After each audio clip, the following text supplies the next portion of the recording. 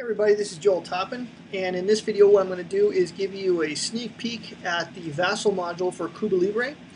This module has been made with all the final artwork, so what you see here is basically an artistic depiction of what you're going to get with the physical copy of the game. Alright, so what I've done in this module is I've added more automation than what was in Andean Abyss, and in fact I'm going to have to go back and add some of the functionality I put in here into Andean Abyss. One of the big things that I've done in this module is I've made it so that the scoring is taken care of automatically. So as you adjust certain things on the map, it'll automatically adjust the scoring. The government, for example, the government faction wants to get its support counter up to above 18. So you want to get it up to 19 or higher in the game. So right now I've just started up the module and I'm going to show you how that would be automatically calculated. For the initial setup, Havana and Pinar del Rio are all at active support. La Habana is set to passive support, as is Camagüey. The city Camagüey is set to passive support. So I'm just going to adjust those here on the map, and these are automatic buttons that you can either do for right-clicking or using a keyboard shortcut. Now, Matanzas is, I believe, passive opposition. Las Villas is set to neutral. Camagüey, the area, territory, is set to passive opposition. And Oriente is also passive opposition. And Sierra Maestra should be set to active opposition. And Santiago de Cuba should be set to neutral. So I think we've got that all set. Now once we've done that, as I was adjusting those, in the background VASSAL was automatically adjusting the total support and the oppose plus bases marker here on the general records track. Now you can maneuver these things manually, but anytime you make an adjustment, for example, let's say I accidentally move support up here to 20. Notice the number on the marker here. The number here is the true value that VASSAL is computing in the background. And then, whenever I adjust something, like say La Habana, let's say I set it to neutral, whoop, it automatically recalculated and it moved the marker to the appropriate spot. When I bring it back to where it's supposed to be, it sets it right there. So it's an autocorrect feature, and I believe I've found all of the loopholes so that you can't accidentally offset the computation. Alright, so for the 26th July faction, which is I think the communist faction in the game, they're going to track the level of opposition plus the amount of bases that they have on the map. Right now the level of opposition is set correctly. It's the population times the multiplier here. So passive opposition is just the population, and then the active opposition is the population times 2. So Sierra Maestra is 2, and then 3 for Oriente, 4 for Camagüey, 5 for Matanzas, 2 for Oriente. So it should be 2, 4, 5, and 6. So you can see VASSAL accurately calculated that. Now when I bring a base out of the 26th July force pool into Sierra Maestra, where it begins, you'll see it automatically calculated the opposed plus bases level. Okay, so I'm going to go ahead and put the cubes and stuff here on the map. And what I've done a little bit differently with the pieces in this module from Andean Abyss is I've added just a small drop shadow to the cubes so they do stand out better from the background art on the map. So Havana starts with, looks like 4 police, and which are the light blue cubes that I'm putting on here, and then 6 of the troops. We also need to add a base here. So this is a syndicate or mafia base. We're going to put that in here, and it's set to basically these bases are casinos, so we need to set the casino to open per the depiction here on the map. So I can right click on them and set to open. As I do that, the victory condition, half of the victory condition for the syndicate faction is the number of open casinos that they have on the map. So as soon as I set that to open, it automatically calculated and moved the marker on the general records track. So I also need to add 2 guerrillas for the directorial faction. Now to do that, I can drag them like I did with the government, or you can right-click on the population, and that produces a pop-up menu that allows you to dispatch forces. And you can see here that a Control 4 will send a directorial guerrilla from the holding box, the available forces box, into Havana. Just kind of drag them apart here. Or I could do the same thing by selecting, left-click on this population, and then doing a Control 4 and do the same effect.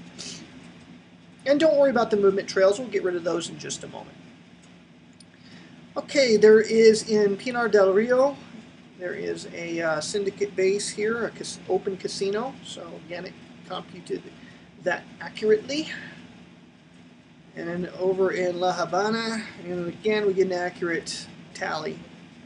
La Habana also has a 26 July guerrilla, so we'll put him in there. Las Villas, got 3 troops. So we drew them out. I'll just kind of separate them a little bit here. Camagüey has directorial guerrilla. Camagüey, the city, has a troop and 2 cops. Alright, now we go to Oriente, nothing there. Sierra Mestra, you just got 2 of the Marxist guerrillas.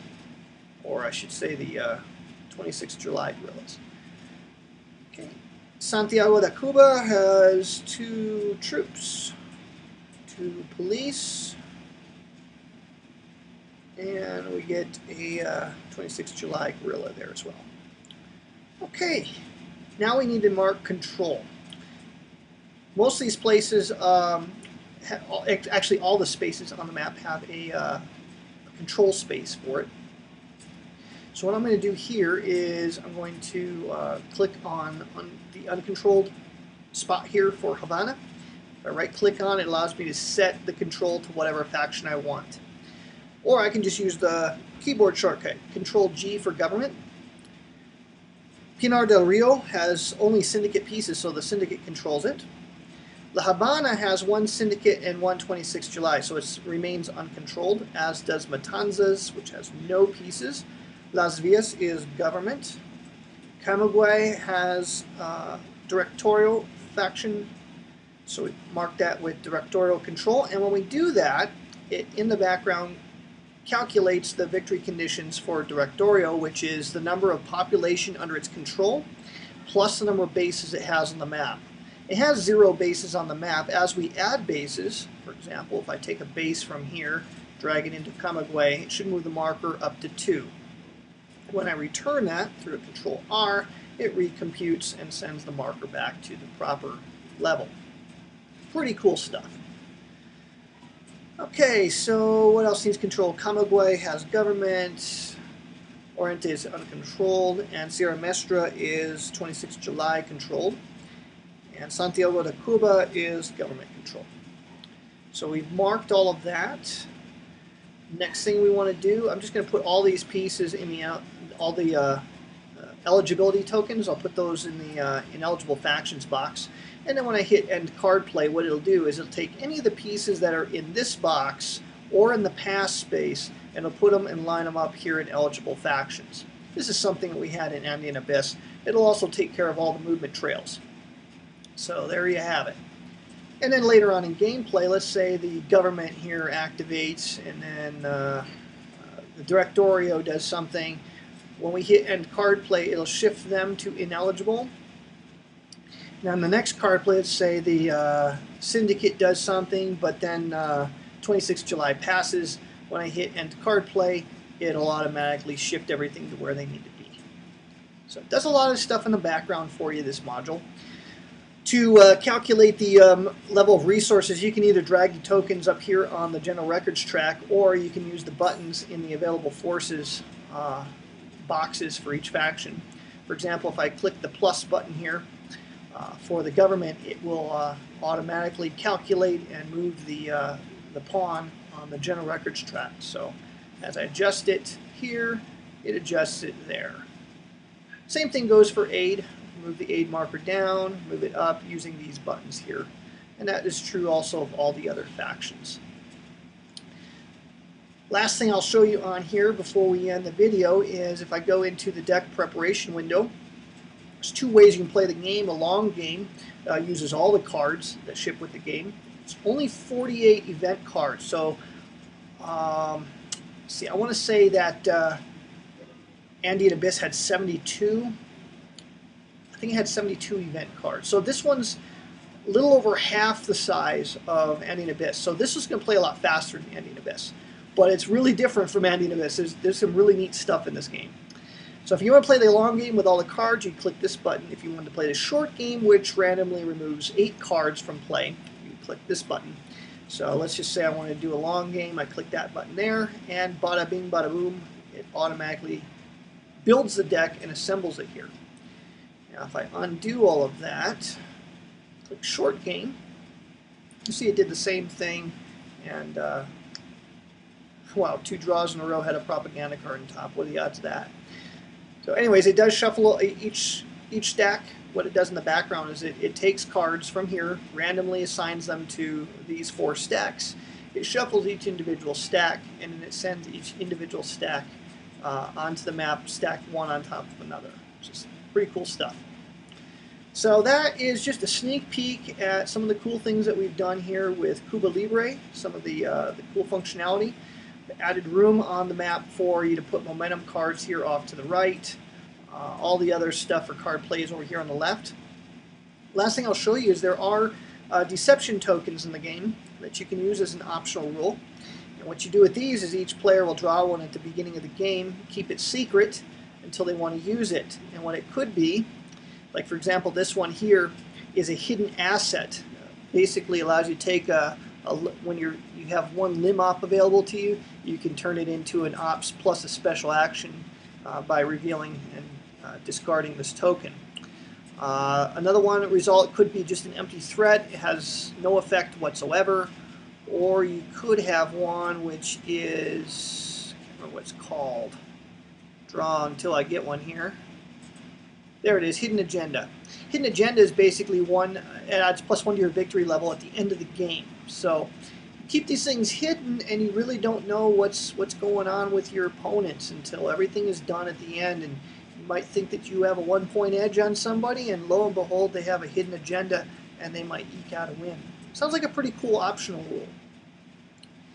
All right, well that is the video here for Cuba Libre, the Vassal module, what we've done with it. Hope you enjoy the video. We'll be making the Vassal module available as the game is shipping. So until the game ships, you'll just have to wait. But as soon as we get word that it's shipping, we'll make the Vassal module available to you.